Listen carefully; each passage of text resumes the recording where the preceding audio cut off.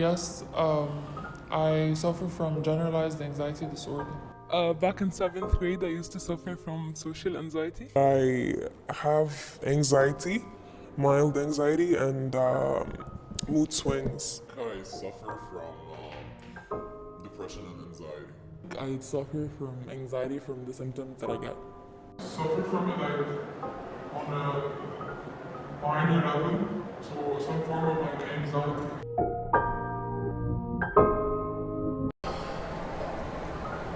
About a year ago. Yes, it started when I was 12 years old.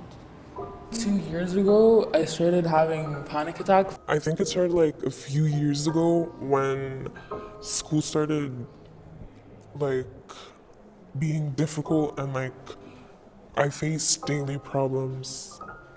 Probably around the age of probably like 11 or 12. It was in the beginning of seventh grade, but it gradually became a bit better later on, like about a year and a half later, maybe. I always used to avoid going to school. I would only go once a week.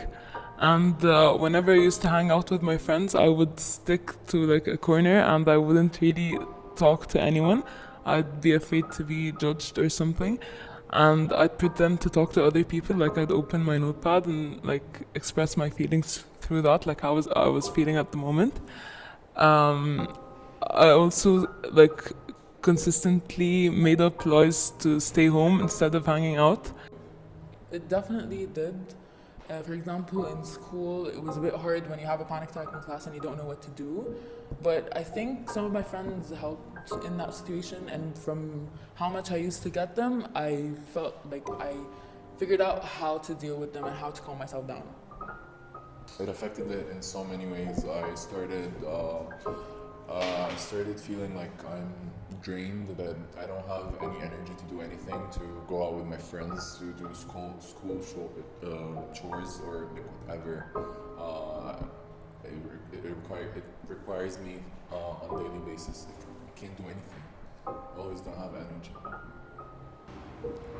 It affected my daily life by I have to constantly reassure myself and have a positive mindset and always try to find the positive in situations, and I try to journal every week. So I would tend to overthink every single thing I would do.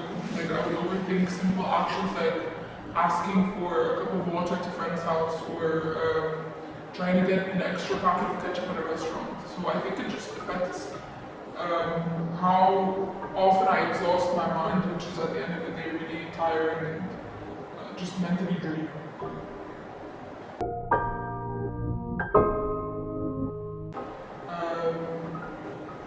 Yes, especially with everything that's been going on with like the corona situation and not being certain on which university I would end up in, and trying to figure out all that while figuring out my like other personal like issues. So yeah, I think this year has been the worst year for anyone with mental issues, major or minor. It's quite the opposite actually. I think the past year is what made me pull through somehow. No, I think when it first started in the beginning, it was at its worst. I think it's gotten a lot better. Every year gets better, alhamdulillah. Definitely it has. Since we were like stuck at home for like 6 months, I think. And like I haven't been talking to many people as much as I have been already doing that. So once you started like getting out again, it just doesn't feel right. For a really weird reason, I didn't have that much panic attacks. I had like a few years ago during the pandemic, but I definitely did have some, but it was way less than I used to have. Definitely. Panic attacks usually take a toll on your physical health in such a big way but I guess you just have to like get used to it in a way. I think it did. I think mental health plays a huge role in like physical health. Like you would want to stay home all day, like lay in bed. You would want to avoid everyone. You'd want your own space, and you'd want to stay on your own. So it definitely does affect physical health. Yes, it did. It has an effect on like my muscles and my stomach, and I got headaches from it.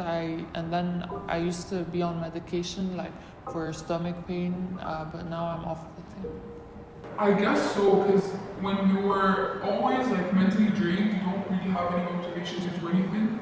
So I always say that I want to exercise, I want to be healthy, but at the end of the day, I don't end up doing anything because I'm just so unmotivated and so drained mentally that I can't bring myself to do anything physically. So I think, yeah, it does affect, and there is some kind of relationship there, yeah.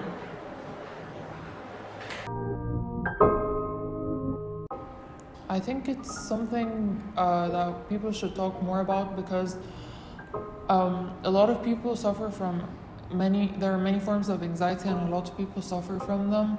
And in the beginning, when I didn't understand what was happening to me, I used to feel like I was the only one and I was alone and that I was odd out of my friends. But now I realize that a lot of people have it, so it's important to talk about it and not to feel alone. No, absolutely not.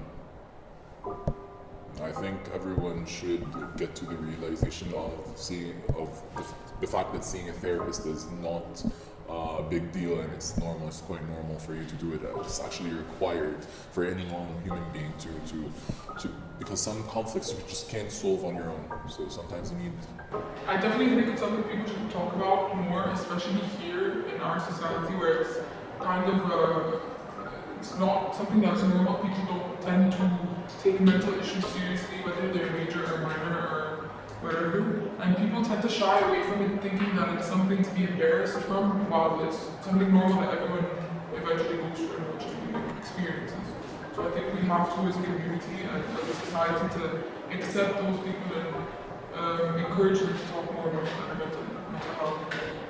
I think that talking about stuff always helps lift weight off your shoulders, and maybe people could give you advice that would help you out, and maybe if something like is really bothering you or you feel like it's all in your head, they could make you feel better about it.